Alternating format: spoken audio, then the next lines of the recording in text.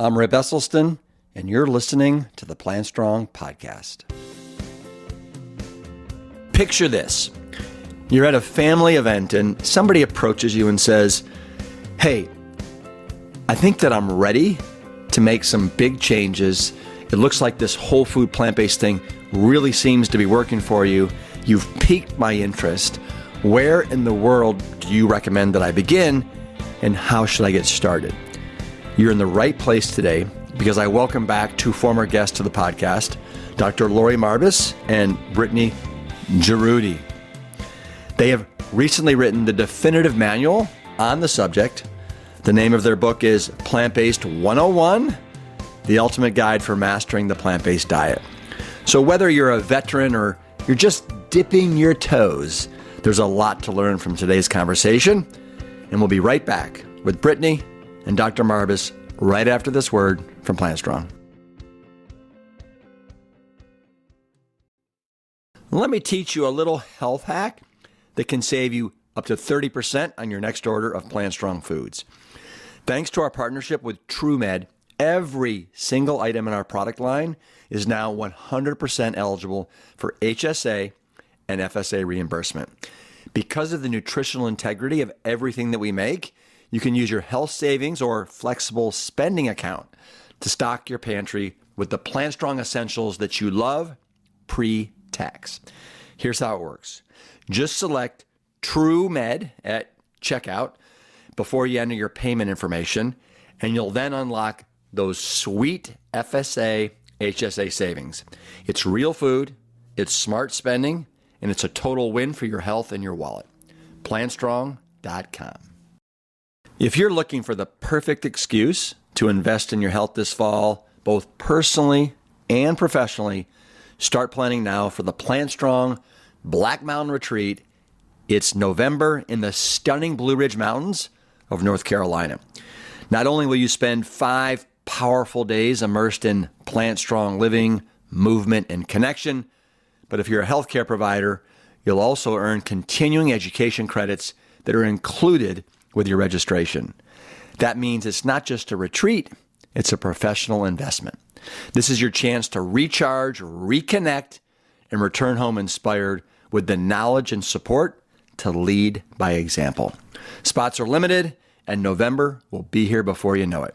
Head to plantstrong.com/retreats and start planning your Plant Strong escape right now. A few years ago, plant-based physician Dr. Laurie Marbas and plant-based influencer Brittany Jaroudi teamed up to create the Healing Kitchen, which is a space where food heals, medicine empowers, and community connects. Brittany herself adopted a whole food, plant-based lifestyle, lost 70 pounds, reversed her own chronic diseases, and recently gave birth to a healthy baby boy. Together, they recently released their first book, Plant-Based 101, The Ultimate Guide for Mastering the Plant-Based Diet, which tackles all of the questions and obstacles that people face when they want to make these kind of lasting changes. They address how to get started, time-saving tips for cooking, dealing with family dynamics, cost-effective eating, dealing with tempting situations, and a lot more. It's an approachable and inclusive resource from the unique perspective of a chef and a physician. I know you're going to enjoy this. Laurie Marbas, Brittany Jaroudi, welcome to the Plant Strong podcast. Brittany, I see you've got a little one that is hugging you dearly. What is his name and how old is he? This is Paul. He's 8 months. Wow. Well, he is adorable. Congratulations on that little precious gem. Thank you. So, Laurie and Brittany, I've had you both on the podcast in the past. Laurie, for those that are interested, we had a fantastic conversation. It was episode 129. Gosh, that's probably almost 2 years ago now. Hard to believe.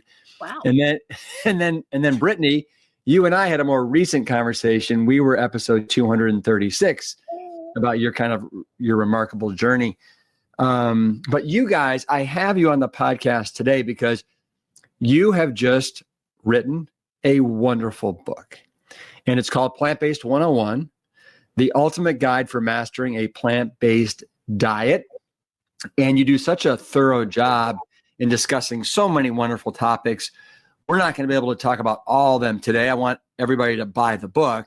But just to give you an idea, there's topics on how in the world do you get started on a plant-based diet. You unravel all the myths that are swirling around out there. Is this a cost-effective way of eating? I think it is. Time-saving tips, plant-based cooking and recipes, family dynamics, which we all are dealing with and struggling with. Are there nutritional deficiencies that I should be concerned with?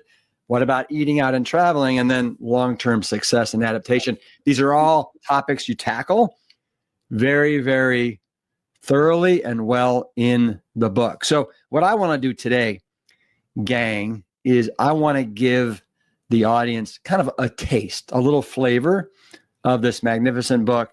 Before we do, because our audience has grown tremendously since we've had you, Laurie, and since we had you, Brittany. So Laurie and then Brittany, if you could just give our audience a quick little kind of summary of who you are and your background and why you're so passionate about plant-based. Sure. So my name is Laurie Marbas. I'm a board certified family and lifestyle medicine physician. I've been on a plant-based journey myself for 13 years, and it was because of a patient interaction where I actually saw the power of a plant-based diet with a young woman who stopped 2 of her attention deficit disorder medications because she felt so good at the age of 16.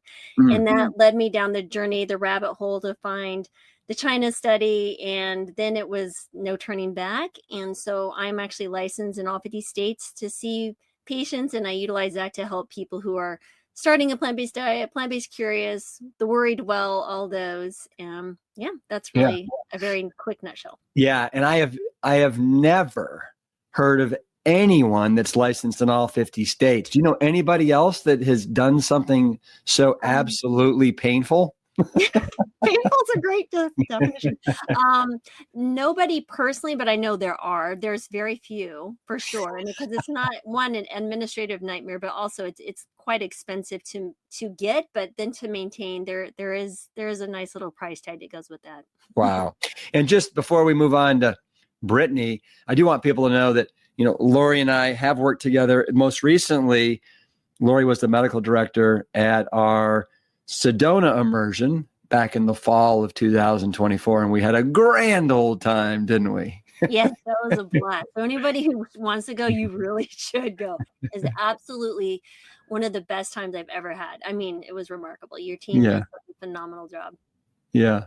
And then something that I think it was one of the last evenings we all had to pair up, and Laurie and I had to pair up and stare into each other's eyes without blinking and without talking for what felt like 5 minutes. It was one of the most curious and also borderline hard things I've done in a long time. And you did phenomenally well, Laurie. I do feel like, yes, that was quite the connection. So that was really fun. It was intense, but it was fun. It was a lot of fun. Yeah. Yeah. So Brittany, let's bring you on. So give everybody a little taste of your background. So I'm just an average person who stumbled upon the whole food plant-based lifestyle and lost 70 pounds and reversed hypertension, high cholesterol, my C-reactive protein levels, and have just been loving cooking and living this, and just thought of it really as such a gift that I wanted to share with others. It allowed me to, like I said, lose all my weight, get healthy, and then have a really easy pregnancy and have this little whole food plant-based babe right here.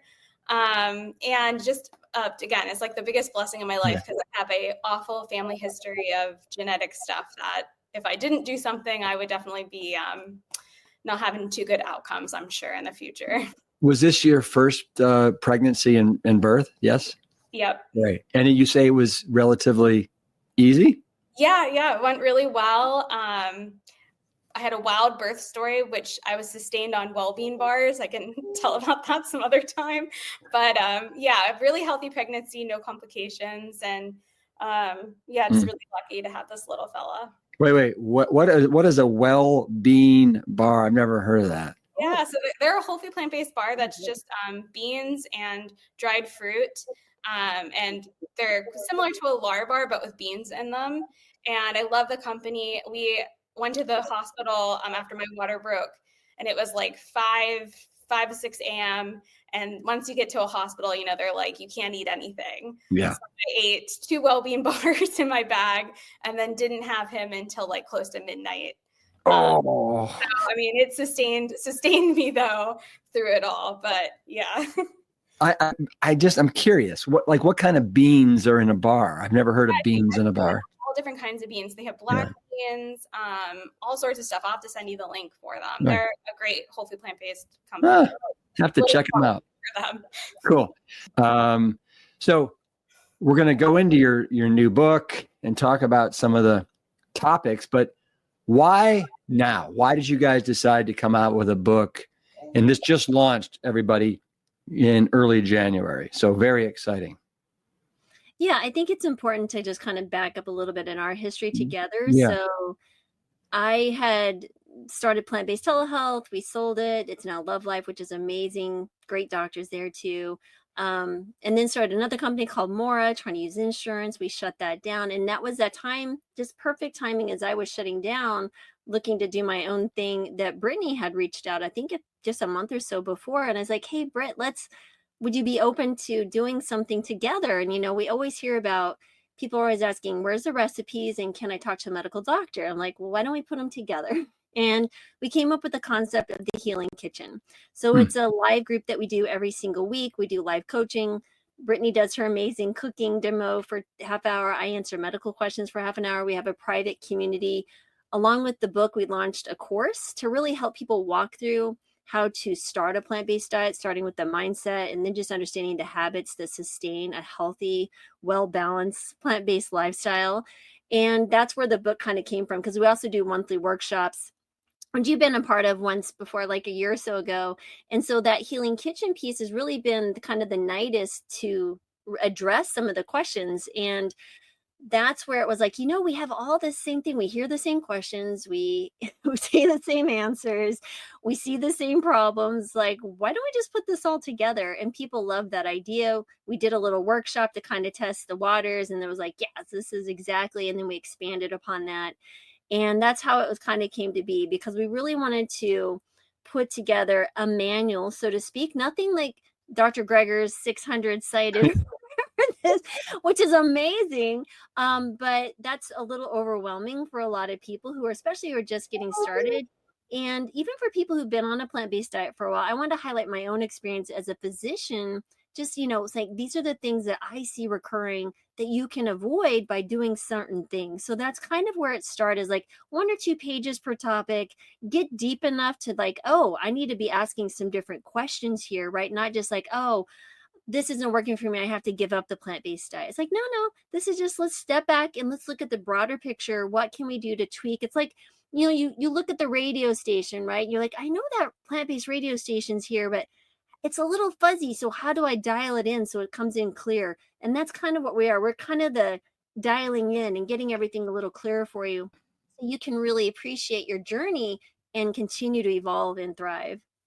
Yeah. Wonderful. Well, let's dive in. Okay. So I'm just going to kind of pick and choose different topics from the book that I think would really resonate with our audience. And let's start, you suggest that you have a step-by-step guide to transitioning, and you want to do it kind of thoughtfully and methodically. So where do you begin? Let's just say you're a newbie. You want to transition to plant-based. Where do I start? Yeah, I think that's really important to highlight. Number one, when I first started, for example, my own podcast, was like, how do people transition to going from 400 pounds to losing 200 pounds and keeping it off? And I was always searching for like, what's that one thing to do? Was it the right recipe? Was it the right knowledge, right? But it's really easy to get all the recipes and knowledge of food. But if you don't have the mindset figured out, like the why, that is really the most important. So I kind of just highlight that for people, because there will be bumps in the road, like any new journey.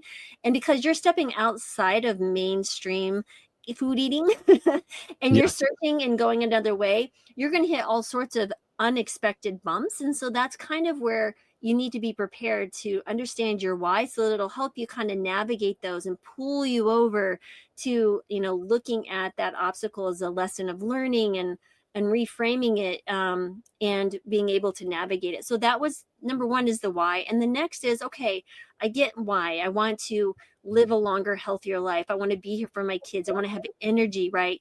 I want to avoid chronic disease. I want to reverse my chronic disease, whatever that why is for you. And it'll be very different depending on the person.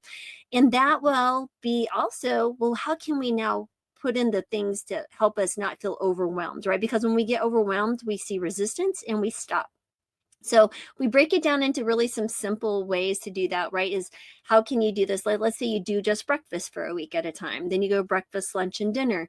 We help you highlight what should be on your plate. Some people get very, very restricted because, again, maybe they throw in a ton of fiber and now they're feeling bloated.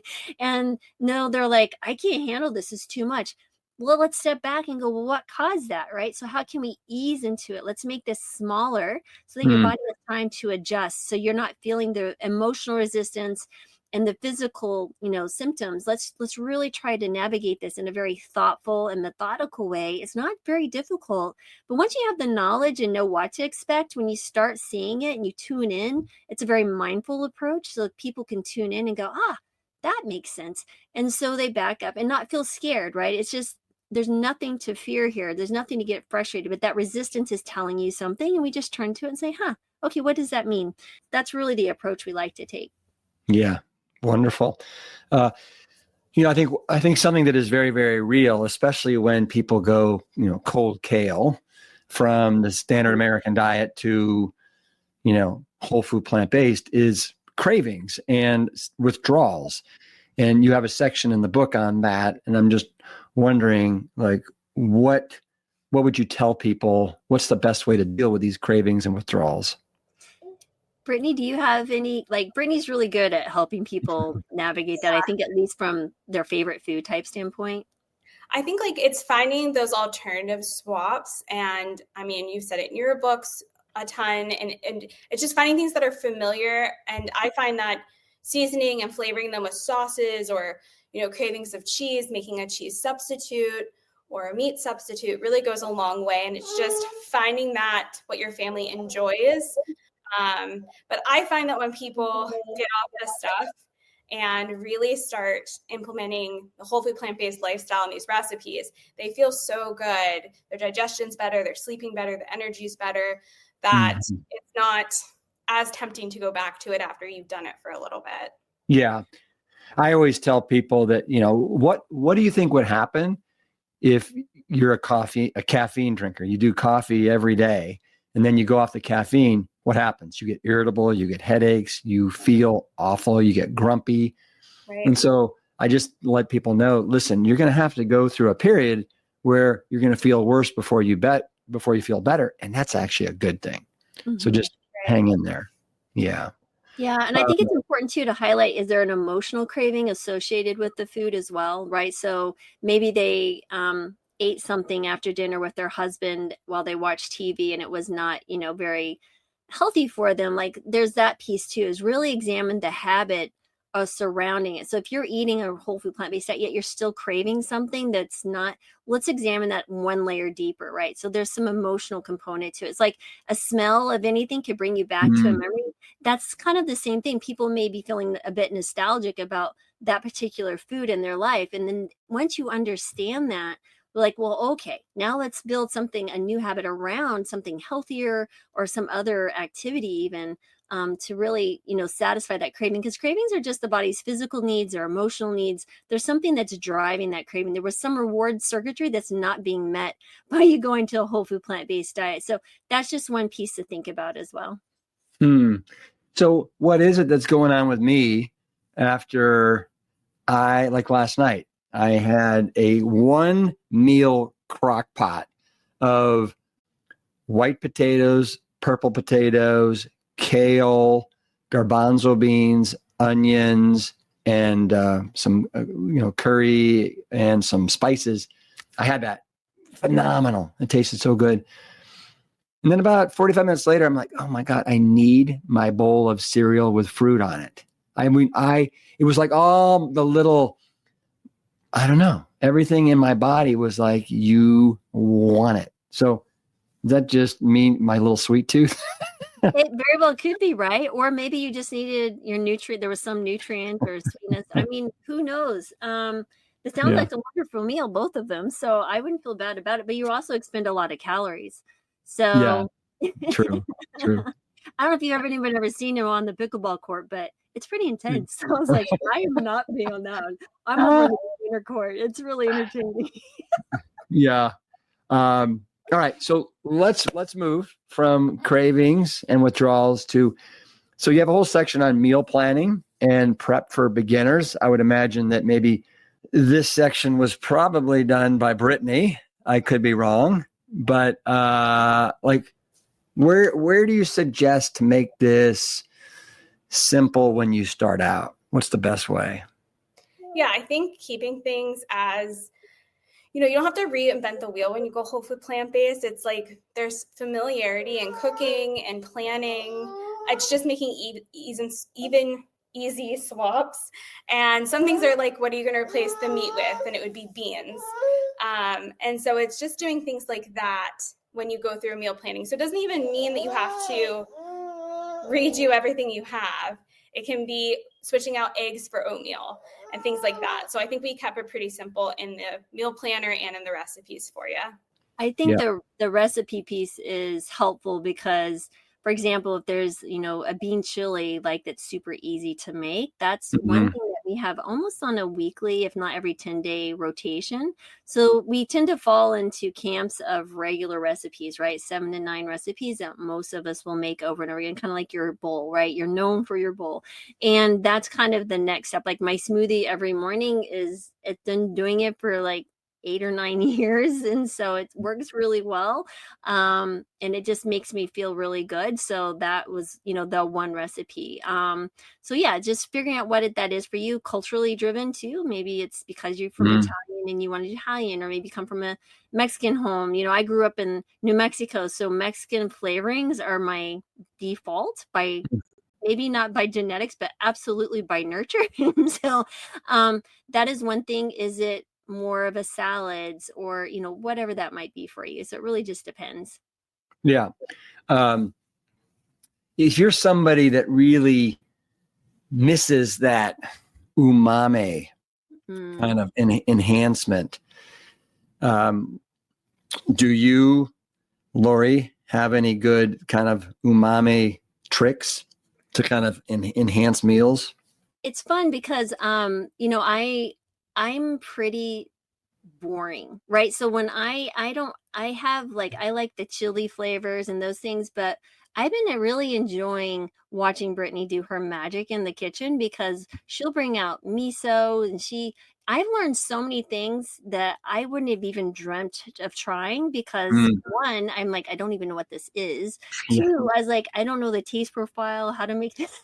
Like, it's just that's not my thing. Hey, you're a diabetic, you want to get off your meds, I'm your person. But if you want to make something taste beautiful and fancy, but the umami piece, my husband loves that type of flavoring. So we have soy sauces, we have miso, and we're traveling now full time. So we have a smaller collection of really kind of like I would say, these are my standard must have. So there's chili powder, paprika. I think we have some nutritional yeast. We have, the standard things that most people would have in their kitchen, but Brittany's back. So he's asking about the umami flavorings that people miss. Yeah. What are some great umami enhancers? Yeah. I mean, I love like mushroom powders are great. So you can grind down dried mushrooms to give kind of an umami flavor.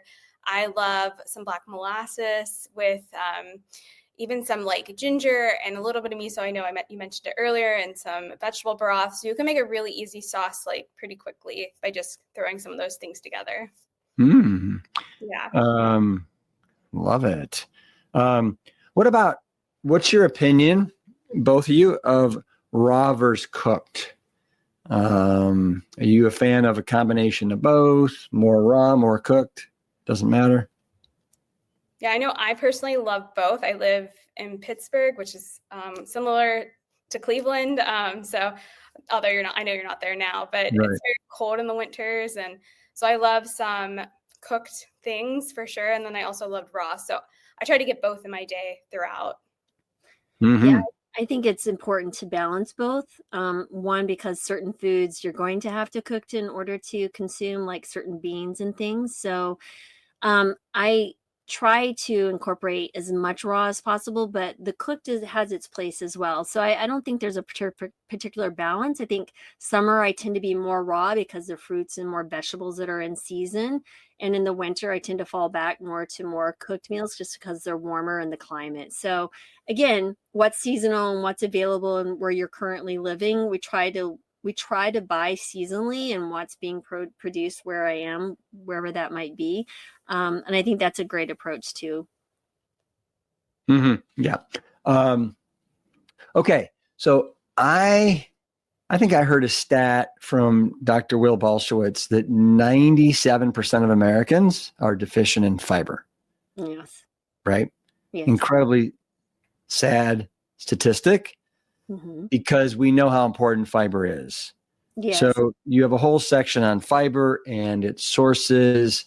I'd love for you to just touch upon fiber, especially since we're now just starting to realize the importance for our immune health and microbiome and all that. Yeah. So, I mean, it's important to think about where's in your body, that's the first thing that the food touches is your digestive system, right? So it would make sense if there's some very important things there. And part of that is your immune system, right? It's, the brain gut axis. There's a lot of different things that we're learning. And to understand that microbiome that's sitting in there needs to be fed appropriately if you want it to function its best. So we have a Ferrari, so to speak, of our microbiome. And many times we feed it like it's like a 40, whatever, the 1900 Ford, whatever it was, right? So we're trying to crank it with this. No, like it's a whole carriage. Right. So we're feeding it stuff that's like, wait a minute. The gut's like, man, I could rev up and do so much better for you and present more wonderful things in your life health-wise if you would feed me appropriately these amazing fiber-rich foods. And that's where we really get to speaking to eating a diversity of foods, not being afraid to consume a small amount of nuts and seeds, fruits, veggies, beans, whole grains, and a variety of colors. So we've recently came up with because we listened to the Healing Kitchen community and they were like, I would love a checkoff list of everything. I was like, oh man, how am I going to put this on one page? It makes me think. And so I go back to the drawing board and produce something. And they're like, so really did I get all of my different categories of plant foods? Did I get the different colors of plant foods? And so that's the beautiful thing is you don't have to necessarily do it every day, but try to get within the 7-day period, try to reach the majority of your days are hitting all those categories. And I did recently come up with an idea for people is to do a plant-based audit, using Chronometer. And this is a great one. It's a great tool just to see where you're at to make sure that you are including all those different foods. But 2 would be to see what your grams of fiber are, and feedback for people who keep asking you if you're getting enough protein is saying, yes, I am getting enough protein. I actually did an audit of my diet for a week. I am getting this much protein, which is more than the RDA. And by the way, I'm getting this much, 50 grams of fiber a day. How much are you getting? Are you fiber deficient? And just flipping it backwards on them. And people are just cracking up. This came out of a conversation with the patient. And so that was really how all of this started, was conversations and experiences that we've had, over the years, because between Brittany and I, which still doesn't match your plant-based journey, but we have 22 years of plant-based experience. But for us, it's a very, very different, I'm with patients and looking at that piece, and she's cooking and understanding people's desires and flavors and all that. So it's a really fun combination. Yeah. What's interesting is I bet you 99% of the people that were to ask any of us, well, how do you get your protein? If we were to ask them, well, let me ask you, how do you get your protein and how much protein do you get a day? They have no idea. Nope. No idea. Nope. And so that's interesting about the Chronometer. What are you finding, Brittany and Laurie, roughly how many grams of fiber are they getting when they transition to a whole food plant-based diet a day? Yeah, it's easily over 50 typically. Like if once they're all in and they're not consuming other foods that, fill the void of when you do consume food. I would say on average, most of my patients are saying they're hitting 65 grams or more, and which is quite incredible. Now, depending on, again, if people are having some digestive issues, they might pull back a little bit.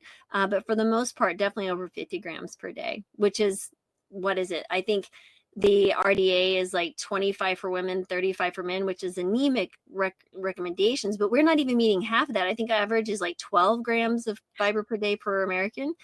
Oh my Right. goodness. And it's not even from whole plant-based foods. It's Oh, probably Metamucil and gummy bear fiber chews. right. Right. Exactly. Like, oh, I'm getting my fiber through Metamucil. So I'm like, Yeah. go eat an apple. Yeah. So, Exactly. Good stuff. So you mentioned protein, and you have a whole section on, common concerns and myths, pervasive myths. The first one, of course, is protein deficiency. What would you say about that myth? And is it one that should go away? yeah, it's interesting. So, when you actually look at individuals who are eating, again, this gets to diversity and making sure you're not excluding very large, important categories like legumes and beans and whole grains, right? I will have people come to me. It's like, I don't eat beans because I had, a couple of days when I first started and I was so bloated and uncomfortable. I just don't eat any beans. I'm like, I'm dying. So I was like, okay, let's back up and have this conversation about the importance of beans. Soy products. People are very afraid of soy products, but they're wonderful sources of protein. They're wonderful sources of nutrients that can decrease risk of cancer, provide, decreasing cholesterol, all these different things, great for your bone health. And so these are, again, they hear things and maybe they didn't even opt in consciously to the belief that something was unhealthy because someone, even maybe a physician who's uneducated on the value of certain foods and their nutritional quality, just blatantly says something, oh, you shouldn't eat soy because it'll cause, whatever. I was like, what are the grounds for those type of statements? And people don't even understand where protein actually originates. All protein, I don't care if it comes from an animal or anywhere, originally comes from plants. Come on. Plants are the only thing that can take the sunlight and the soil and make this magic thing happen and create thing called an amino acid, right? And so that's literally where it starts, is from the plant. So the animals eat the plant, then you eat the animal, okay?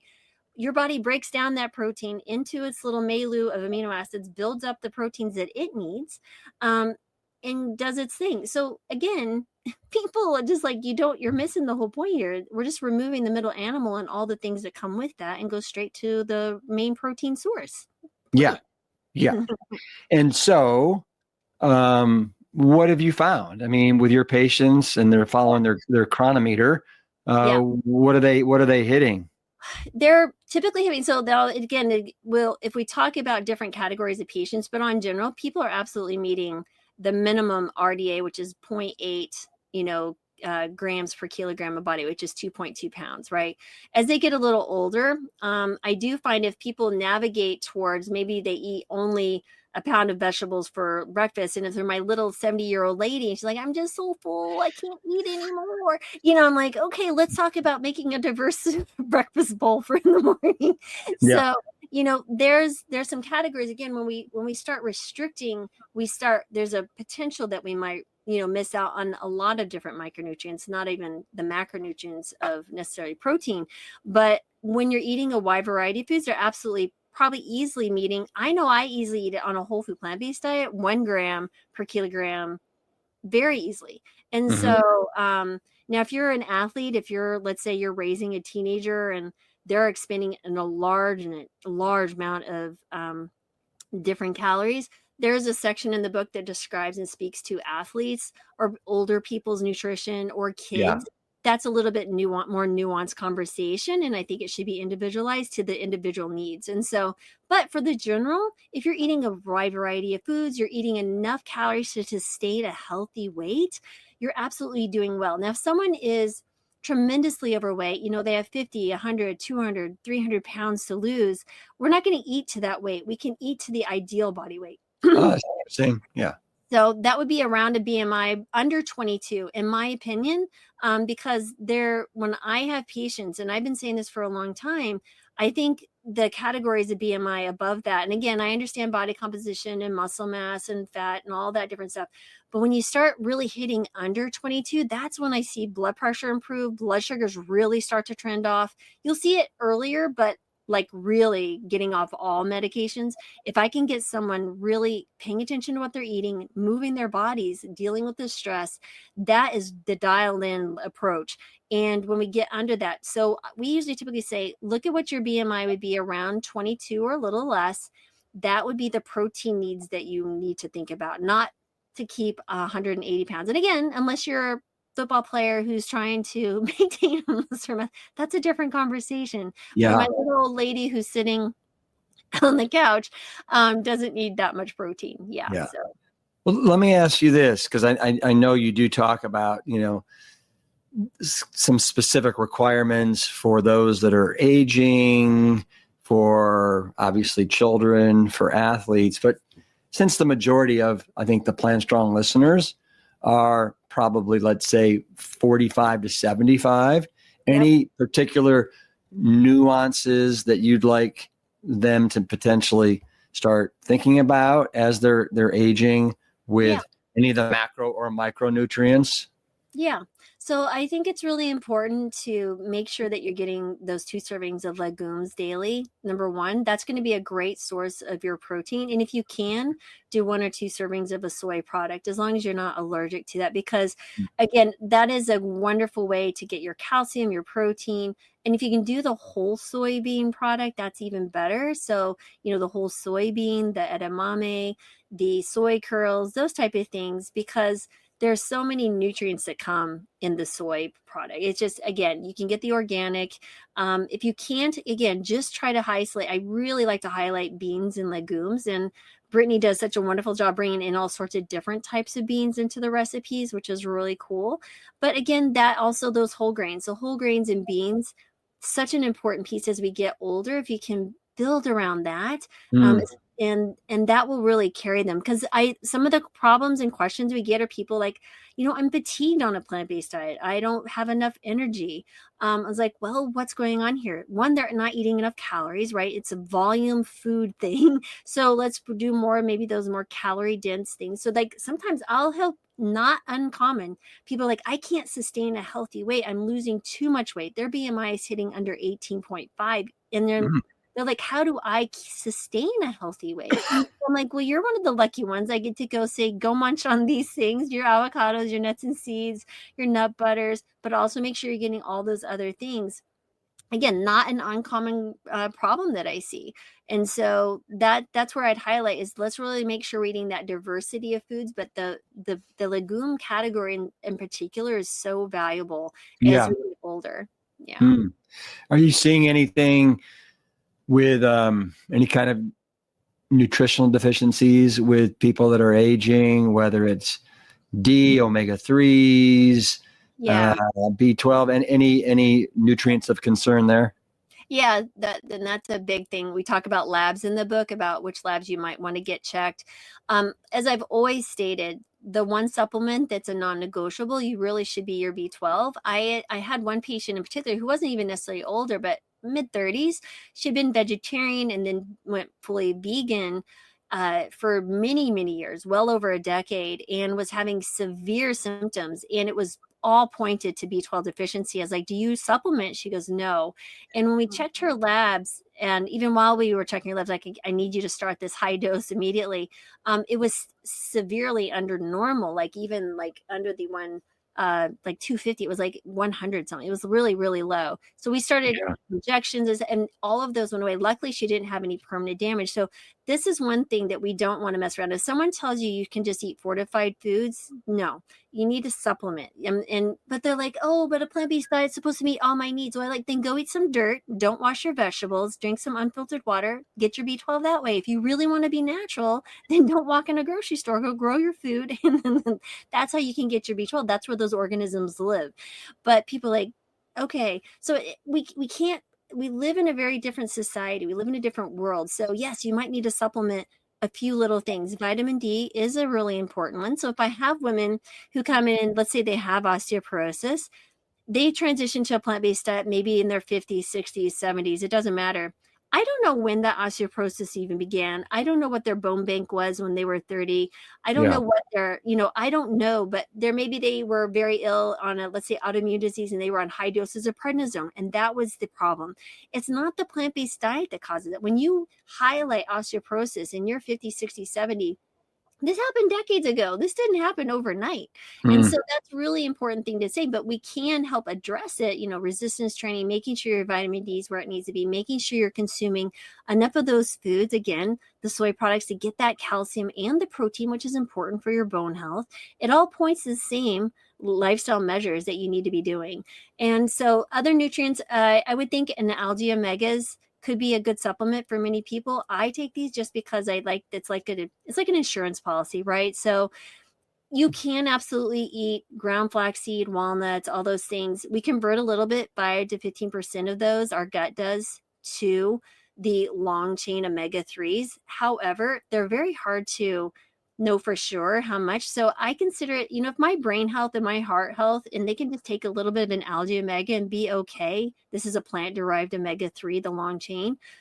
I'm okay with that. I personally am not, I don't have to live to some perfect dogma, or like I'm feeling like I break the rules. I might as well I don't live like that. I'm like, what does the data say? If I can supplement, because I know a plant-based diet is absolutely the best way to be eating for ourselves, the planet, and the animals. It makes zero sense to me to go backwards just because I have to supplement B12. That makes zero sense. And so, yeah, that's where I sit on those. Yeah. But that, I would say omegas, the B, the D12, or excuse me, the B12, the D, those are the big ones that I, most of the time. Yeah. And again, depending on if you're a menstruating woman and you have a lot of Mm. heavy periods, maybe you need a little bit of an iron supplement. That's even outside of your diet. But also, iodine. If someone doesn't consume enough iodine rich foods, you might be iodine deficient and your thyroid will start. But again, if you cut out the salt, which is fine, I'm not saying you should consume salt. Iodized salt is where we typically get our iodine. And so those are just some things to highlight, which we do here. Because again, these are just things people don't think about. So, but now you will be an expert in a plant-based diet because you will have the knowledge in a really simple manual. And that's why we did that. Okay. Wonderful. Brittany, question for you. Do you have many friends that are whole food plant-based? So I'm lucky that my husband does this with me Yeah. and raising our son this way. But my personal friends, before finding out about being plant-based that I grew up with, no. But I'm really lucky that there's a group here about 10 minutes from my house that had a plant-based community that I was able to join. And I've become really good friends with a lot of those ladies now. So yes and no. Yeah. I'm wondering how do you, what's your strategy for kind of navigating those friendships, and, what would you recommend for somebody that's potentially in a relationship? Maybe their partner is not in alignment with their whole food plant-based philosophy. Well, I think it's really important to reflect on why you're doing it, and it's for yourself. For me, whenever I decided to go, my husband didn't have really any health issues, so I just told him this is what I was doing for myself, and he could do what he wanted, and I was going to go forward with this. So I think being really strong in your convictions is very important to sticking with it. And so when we go places now with family or friends, I just like to bring a dish that's whole food plant-based that I think, everyone will enjoy. And a lot of people are really curious about it. So I always tell people to make sure there's enough for you and for people. Mm-hmm. When I started off, it was not having anything to eat because, everyone ate the food I brought for myself. So I think that can be really a good stepping point. And also, just being really open-minded that people are going to be curious and have questions. And I feel like when you first find out about this, you kind of want to get on your soapbox and like help everyone. And so I've learned over the years to have a little bit more of a gentle, softer approach into it. And I feel like that's paid off a lot of really well with like people that know me personally, with family and friends. Boy, I'd like to see your hard-nosed approach. Do you have a hard-nosed approach? I know. Yeah, I think at the beginning you could just get a little bit more like, you just want to help people. So it's like, you don't want your friends and family to suffer. So it's just, you just want to share everything you've learned. So I think that some people can take that in a good way and some people might not like that. Yeah. Well, Brittany, how often would you say that you go shopping a week? Oh my gosh. I'm not the person that should be answering that. I go like every couple of days, because I'm always recipe testing, but on the average, if I'm not doing something, like I could go every 10 days. Yeah. So where I'm going with that question is, and how long have you been whole food plant-based? Coming up on, it'll be like 9 years this spring. Okay. 9 years. Do you find that eating this way is more expensive or more economical than how you used to eat? So much cheaper, I would say, because you're spending money, you're not spending money on meat and cheeses, or processed foods are really expensive. I really love to buy like bulk foods or dry foods and make them from scratch. So like we buy all our whole grains in bulk or our beans in bulk. And that way it's really affordable. I do buy like some no salt added canned beans for convenience, but even going to Whole Foods or something like that, you can get that ridiculously cheap, even making sure that they're like that specific organic, no salt added convenience can that I like to use. So I feel like I save a lot of money. And even with recipe testing, I'm not spending nearly what I was. And like I said, I go to the grocery store pretty often now. Yeah. Yeah. No, this definitely can be easy on the pocketbook. So here's a question, and I'll let whoever wants to tackle it, maybe both of you want to tackle it. What have you found with yourselves and with your clients with flatulence, which is, something that people say, happens, especially when you transition to this lifestyle and you're getting in all that fiber and your kind of gut is trying to figure it out. Well, maybe we can talk about that any way you want, but then also what are some ways to help modify and ease that flatulence? Personally, it's something I feel like a lot of us go through, especially when you're eating more fiber. And I think it's just a thing that you like ride out a little bit. And it gets better. I could say it did not take me all of the almost 9 years I've been plant-based to get rid of that. It goes away pretty quickly. But there's some things you can do, like rinsing your beans and grains really well before you cook them, or using canned can be a little bit easier on your digestion, and like cooking your greens and things like that as well, I find. So, if that is a problem for you, no, it does not last, forever or very long. I find that it clears up pretty quickly. Yeah. Laurie, have you found that many of your clientele have food allergies or sensitivities? And maybe there's that lead to increased flatulence, or is that even a thing? No, I think there's majority of people are fine, right? I think it's a fiber load. So the fiber load in the beginning. And so if you're coming from a very fiber deficient state and you're like, I'm all in, and suddenly you're like the perfect picture plant-based eater, there might be a bit of some consequences to those actions. Even though you have wonderful intentions, the body's like, well, this is the reality. This is what I got to do. So there's that piece.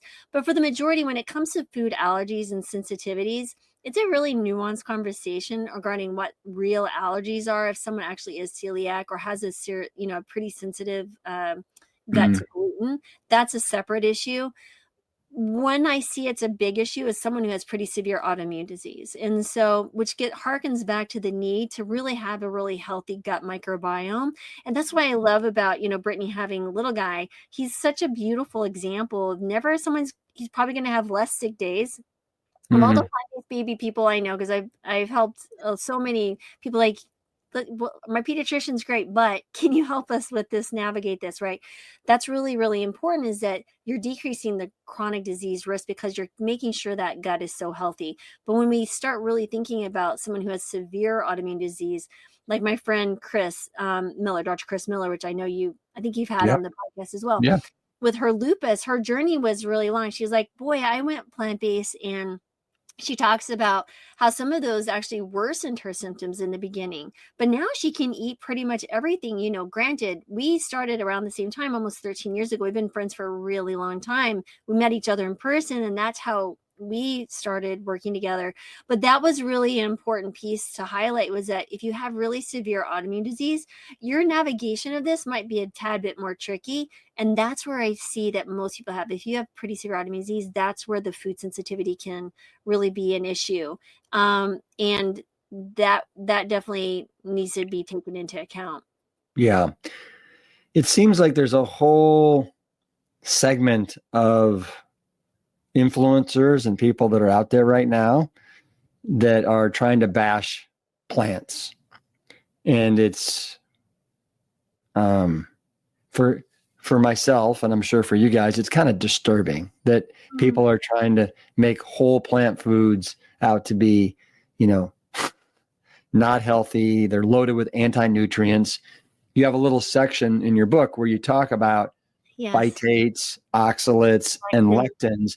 Yes. I think it'd be helpful if you could just address those three things. There's going to be individuals who want to create a way of scarcity or worry or concern, right? That if you eat certain foods, like let's say lectins or phytates, a lot of plants have these in them, right? But when you cook the foods, like let's say beans and lectins, for example, when you cook them to where you can actually eat them, the lectins pretty much dissipate, right? So that worry and that concern is and I won't highlight any names, but there are people who have made a living saying you shouldn't eat these plant foods unless you take my supplement, right? My lectin absorber, like, wait a minute, let's back up and look at the data from there's communities where people live the longest for, hundreds of years. Like going back, people live to be 100 centurions, like the blue zones. They didn't have to worry about lectins. They didn't have the heart disease, the cancers, all these things that we're dealing with in our current state of health in the United States, especially. That's really, really important. So you shouldn't be afraid of the foods that helped us kept us healthy and sustained, right? So let's actually look at real life examples. People get so reductionist, and that's where they can find fear, versus looking back and saying, no, the whole plant food is absolutely nutrient rich. It's going to be everything that you need. You're going to get your protein. You're going to get all of the macronutrients you need, the carbohydrates, the healthy fats. I mean, if a hippo, an ape, an elephant can eat these plants and sustain amazing muscle mass and live long, healthy lives, why do you think that humans are any different? We're anatomically created to eat plants. I mean, that's the small intestine, the way our teeth work. So I tend to not worry so much what, some influencers trying to say. What I understand is that I speak the truth. I speak from my own experience, and I speak from the science. So if there's some new science that comes out and says something else, there's such a vast, well over a century of data showing that how plants are very helpful. I mean, like, you can go back eons and look at the science. It all says the same thing. The more plants you eat, the healthier you tend to be, and in that society as well. And so when I think about that and I hear people, trying to spat out, being fearful, be afraid of that and be afraid of this. I do have people, we have kind of just like, oh, I just heard about this. I shouldn't be eating beans because of the lectins. Like, let's go back and follow the money. So where does that lead? This is someone, even though they may have the credentials of, let's say, even a doctor, what is he selling or she selling, right? So why are they saying that? Now, it doesn't mean that all people who sell supplements are evil or anything. Absolutely not. There absolutely is a place for it, like I mentioned before. But don't let that get you off to understand that a whole food plant-based diet absolutely can see it. You see it in people's testimonies, right? When you lose 300 pounds, you reverse type 2 diabetes, you reverse heart disease. There's so much evidence to point the opposite direction. If you have a couple of people who just stand up and say, oh no, this isn't working, what is your credentials and experience to be able to say that? And then what are you promoting? So let me see what's your ecosystem that you're operating out of, right? What is the context of these statements? And then learn to think critically. Don't just respond and go, oh, I can't do that now. Let's use this mind that we have to think critically of where's this person coming from and walk away from that. That's ridiculous. Go to places, people that you can trust. And if you're not, you're curious, ask more questions, go do some research. There's so much availability and understanding, research out of hand. There's just so much availability. There's so much you can do to understand that you shouldn't be fearful, right? So ask more questions, use your critical thinking skills. If you don't have critical thinking skills, it's time to develop them. Don't let the fear push you around. But that's what I would say to that, because I don't even waste my time and energy on those anymore because I've got so much work. We have so many people who want to get well and understand the message of a plant-based diet that, sometimes people are like, oh, can you do a rebuttal video? I'm like, actually, no, because that's not my personality. I'm not going to go after and seek the negativity. All I'm going to do is put out positive, because when I do that, that's what I will draw. And so that's where I typically sit on that, is like, just use your mind. Let's talk this over. Let's talk it through. And you will find, if you walk through it, it's like, that makes sense. These foods are very, very healthy for us. All the evidence points to it. This person's making money because they're having lectin inhibitors or whatever it is. That's what I would suggest. Yeah, I like all that a lot. Did you, a friend sent me an article. This came out in JAMA Cardiology just recently. Brittany, looks like you're shaking your head. About a 40-plus-year-old Florida man who went on the carnivore diet 8 months ago, when his total blood cholesterol was about 210. 8 months later, it's over 1,000. Oh my God. And he was eating cheese, sticks of butter, and hamburgers almost exclusively. And he started developing basically these fatty pustules on his palms of his hands and his feet and his elbows, I guess, where the fat in his yeah. And so it's incredible how people can somehow get swayed into thinking, wow, plants aren't healthy, but man, butter and cheese and eggs and meat, bring it on. Anyway, I don't want to go down that path right now. But speaking of some of these influencers and naysayers, you guys have a fantastic whole section on using humor to disarm the naysayers. Yes. You got 30 these brilliant one-liners. I mean, can you throw any at me right now in the audience? Yeah, let me pull them out. It's Dr. Marbas. It's 108. Yeah. I got, there's literally multiple one-liners. So let's see here. Oh, this one. I'd invite you to dinner, but I'm afraid you'd find the lack of complaining unusual. Yeah. But I thought about that argument, but my kale chips were too crunchy to hear it clearly. Yeah. And if you want to get it more snarky, you could say, last time I checked, my food didn't come with a side of moral dilemma. Yeah. So Good. Yeah, so this is a good one that you can appreciate. Being in Esselstyn was, sure, I'll miss bacon, but not as much as I miss my arteries being clear. So, again, people make snarky responses. You can have these in your back pocket. You're like, wait a minute, I got that perfect response for you. Hold on one second. I'm just like, I found that humor tends to disarm situations, and people step back and go, well, I wasn't prepared for that. No. So. But again, you want to meet people where they're at. But sometimes you're just like, I'm just going to put an end to this right now. Well, certainly not the Doug Lyle approach, but this is got a little bit of edge and sassiness to it that I like. Brittany, you're there with your 8-month-old Paul. I know you guys have a whole big section on kind of how to indoctrinate kids into this lifestyle, and also how to have a conversation with, I think, younger kids, maybe between the ages of 5 and 12, about, mom and dad are going to be going down this route, and how do you have that conversation? So Would you like to speak to any of that? Yeah, I mean, I'm just starting off, so we'll see when Paul starts like talking back to me or like giving me a little bit. So far, I mean, like he loves sweet potatoes are his favorite thing, and avocados, and everything we've tried has gone over really well.